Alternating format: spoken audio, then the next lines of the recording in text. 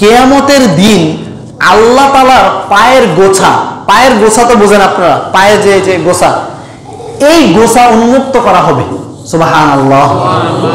আল্লাহ তাআলার পায়ের গোছা উন্মুক্ত করা হবে। ইবনে আব্বাস রাইসুল মুফাসসিরিন, পৃথিবীর সবচেয়ে বড় মুফাসসির ইবনে আব্বাস রাদিয়াল্লাহু তাআলা আনহু বলছেন, আল্লাহ তাআলার পায়ের গোছা উন্মুক্ত করা হবে। এটা আল্লাহ তাআলা কোরআনেও বলেছেন। আল্লাহ বলছেন ইয়াউমা ইউকশাফু আন সাকিন, সেদিন সাক বলা হয় পায়ের গোছা। ইয়াউমা ইউকশাফু আন সাকিন, সেদিন আল্লাহর পায়ের গোছাকে উন্মুক্ত করা হবে। ওয়া ইউদআউনা ইলা সুজুদি, পৃথিবীর শুরু থেকে শেষ পর্যন্ত সকল মানুষকে, সকল পুরুষ নারী যত সৃষ্টি রয়েছে, মানবকুল যত রয়েছে সবাইকে ওয়া ইউদআউনা ইলা সুজুদি, সবাইকে কিসের জন্য ডাকা হবে? সিজদা করার জন্য ডাকা হবে। একদল মানুষ, লক্ষ কোটি, আদম আলাইহিস সালাম থেকে নিয়ে কিয়ামত পর্যন্ত সর্বশেষ যে ব্যক্তি মারা যাবে ওই ব্যক্তি পর্যন্ত সবাই উপস্থিত। একদল লোক ফালা ইয়াস্তাতিয়াউন, তারা সিজদায় যেতে পারবে না। কেন বলুন তো? তাদের এই যে মেরুদণ্ড, এটাকে লোহার মতো, কাঠের মতো, লোহার মতো শক্ত করে দেওয়া হবে। নাউজুবিল্লাহ। তখন আল্লাহ বলছেন খাশিআতান আবসারুহুম, যখন তারা দেখবে যে তারা সিজদায় যেতে পারছে না, খাশিআতান আবসারুহুম, তাদের চোখগুলো ভয়ে অবস্থা খারাপ হয়ে যাবে। তারহাকুহুম যিল্লাহ, লাঞ্ছনা, তাদেরকে অপমান একেবারে ছেয়ে ফেলবে। এত অপমান, পৃথিবীর সব মানুষ উপস্থিত।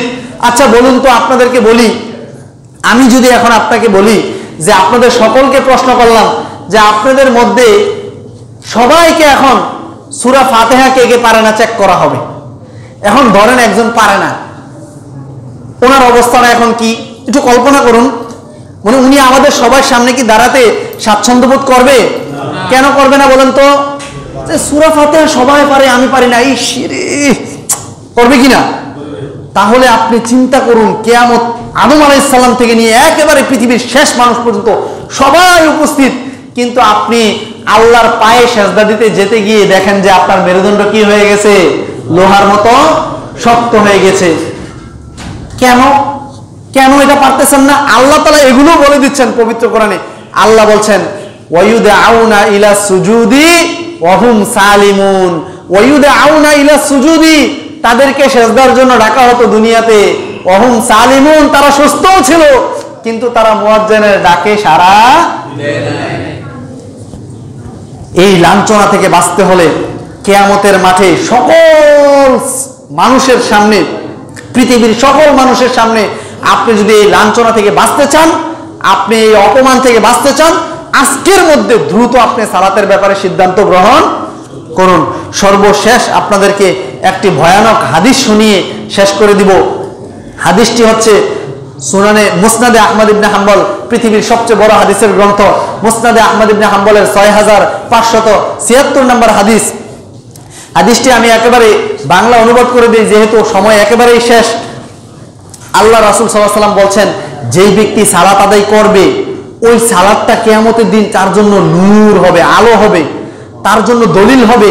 মানে সালাত বলবে যে আল্লাহ, ওই ব্যক্তির জন্য আমি দলিল, আমি নিজে দলিল, সে সালাত আদায় করেছে। নাজাতুন মিনান নার, এবং জাহান্নাম থেকে বাঁচার কারণ হবে। কিন্তু যেই ব্যক্তি সালাত পড়বে না, সালাত তার জন্য নূরও হবে না, তার জন্য সালাত দলিলও হবে না, জাহান্নাম থেকেও বাঁচাবে না, বরং সে হামান, কারুন, ফিরাউন, উবাই ইবনে খালাফ, তাদের সাথে তার হাসর নাসর হবে। নাউজুবিল্লাহ। এবার আপনি সিদ্ধান্ত নেন। সর্বশেষ আপনাকে সিদ্ধান্ত নেওয়ার দায়িত্ব দিয়ে, যদি আপনি সালাত ছেড়ে দেন, আপনার হাসরটা কার সাথে হচ্ছে? হামান, কারুন, ফেরাউন, উবাই ইবনে খালাফ। উবাই ইবনে খালাফ হচ্ছে আল্লাহ রাসূলকে সাথে যে বেয়াদবি করত। সম্মানিত উপস্থিতি, এরা ফেরাউনের কথাটাই ভাবুন না, পৃথিবীর সবচেয়ে নিকৃষ্ট ব্যক্তি। আপনার ফেরাউনের সাথে আপনার হাসর হবে। আল্লাহ সুবহানাহু ওয়া তাআলা আমাদের সকলকে আজকে থেকে জরুরি ভিত্তিতে শেষ নিঃশ্বাস ত্যাগ করা পর্যন্ত সালাতে দায়েম এবং কায়েম হয়ে যাওয়ার তৌফিক দান করুন। আমিন। আকুলু কাউলি হাযা ওয়াস্তাগফিরুল্লাহ লি ওয়া লাকুম ওয়া লিসাইরিল মুসলিমিনা মিন কুল্লি যানবিন ফাস্তাগফিরুহু।